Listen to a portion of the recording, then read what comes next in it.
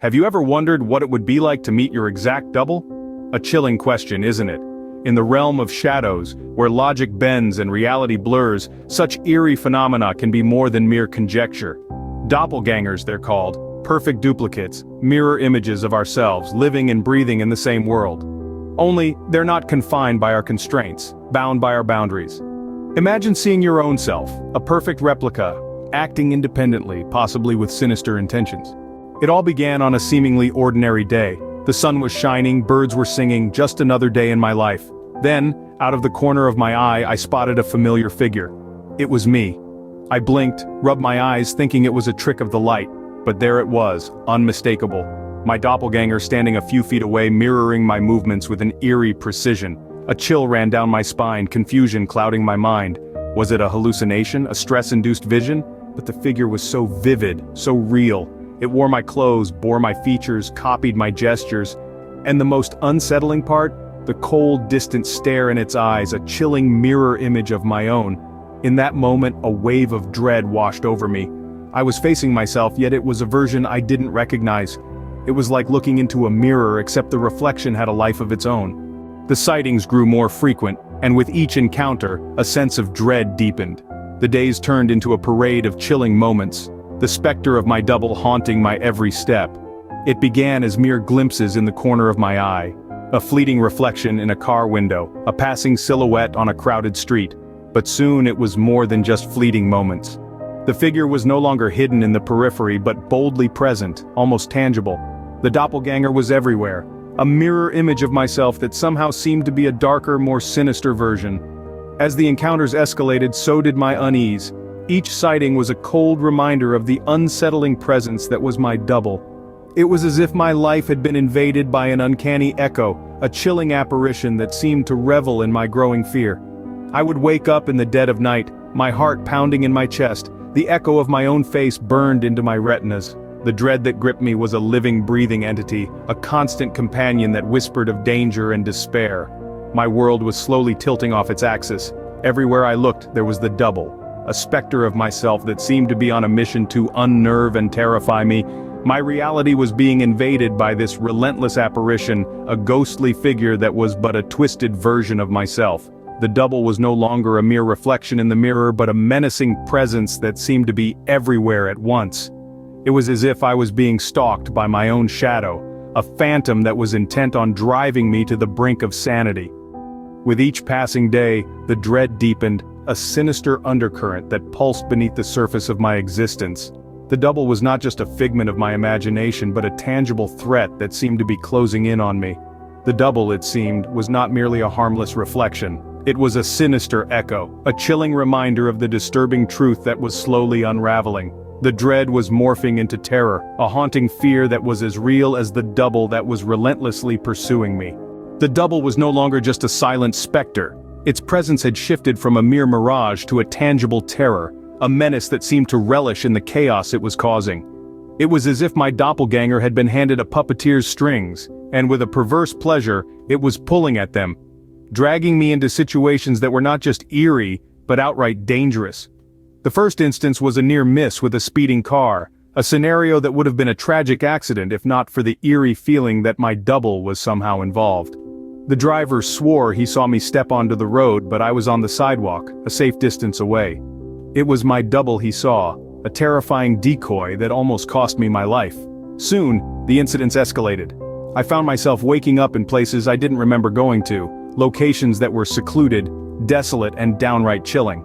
An abandoned warehouse on the outskirts of town, a graveyard in the dead of night. My double was leading me to these places, but for what purpose I didn't know. There were other incidents too, each more harrowing than the last. A near-drowning experience at a secluded lake, a close encounter with a venomous snake, a sudden blackout at the top of a rickety staircase. Each event bore the eerie signature of my double's involvement, a chilling reminder of its presence. My doppelganger was no longer just a reflection, a mirror image that I could dismiss as a hallucination. It was an autonomous entity, a manipulator that was hell-bent on causing distress and danger. The fear was no longer about seeing my double. It was about what my double was capable of doing, about the dark and malicious intentions it harbored. As the days turned into a horrifying blur of near-death experiences and chilling encounters, I knew I had to find answers. I had to figure out why this was happening, what my double wanted and how I could stop it. But most importantly, I had to survive.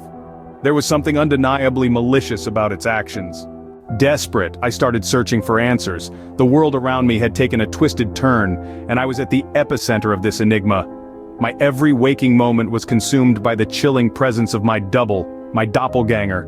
My own face reflected back at me in the most uncanny of circumstances, a mirror image that seemed to exist outside the bounds of reality. The journey to decipher this phenomenon was as chilling as the encounters themselves.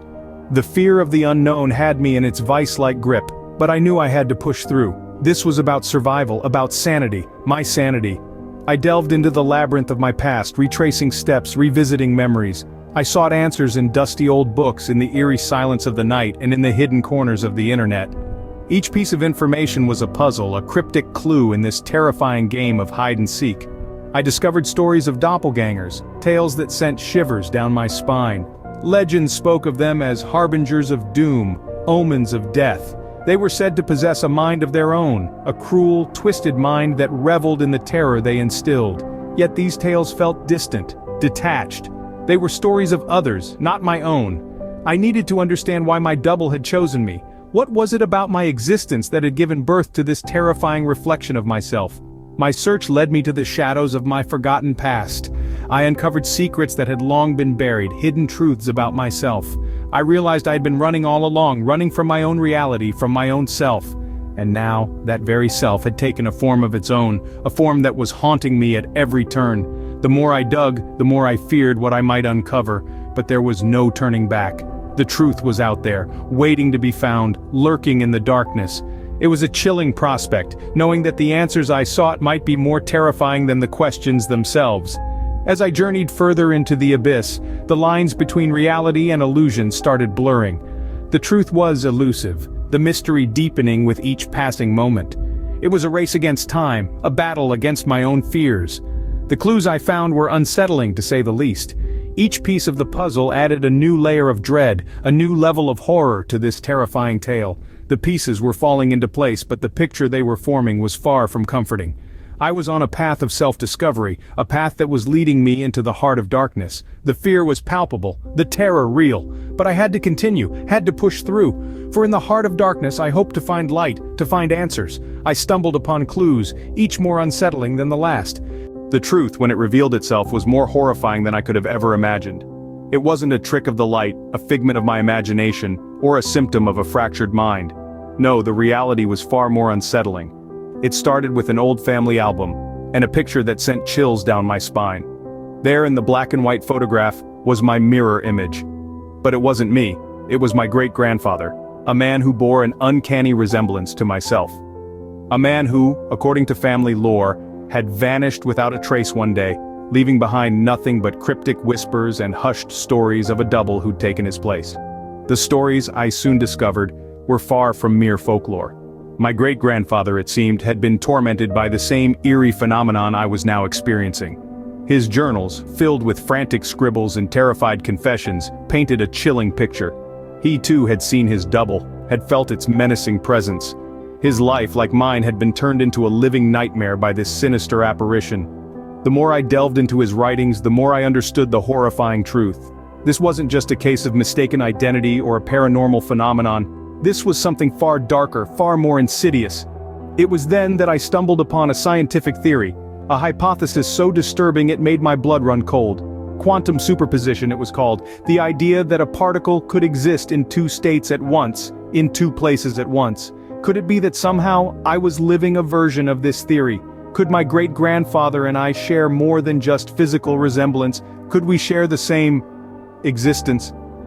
Suddenly everything fell into place.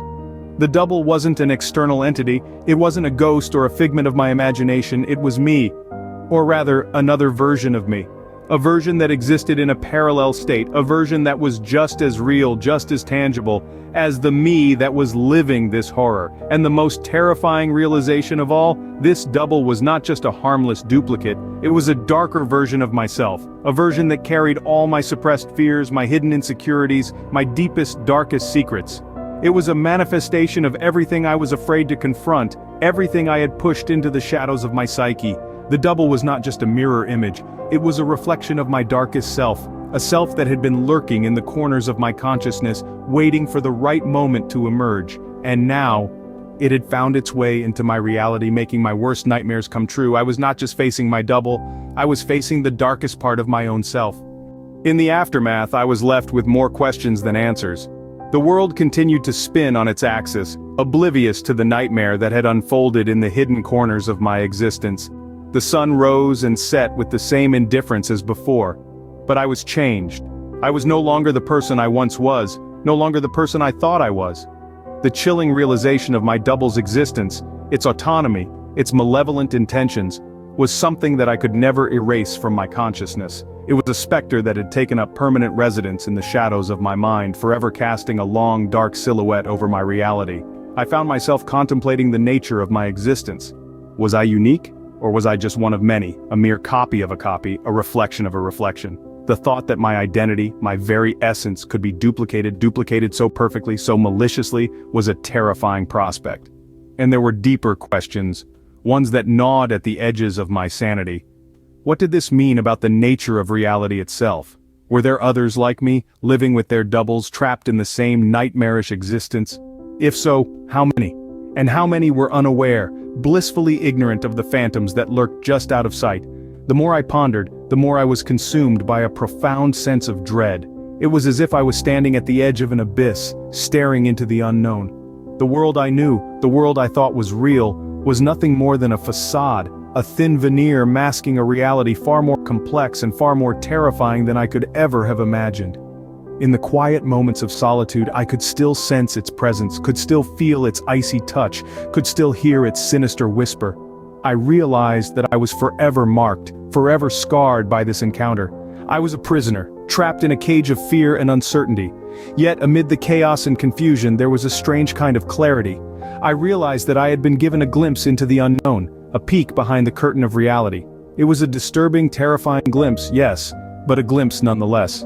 It was a revelation that had irrevocably altered my perspective, that had shattered my illusions and forced me to confront the stark, unsettling truth. The double may have disappeared, but its haunting memory lingered. It was a constant reminder of the fragility of my identity, of the transient nature of reality, and of the lurking shadows that lie just beyond the edge of our perception.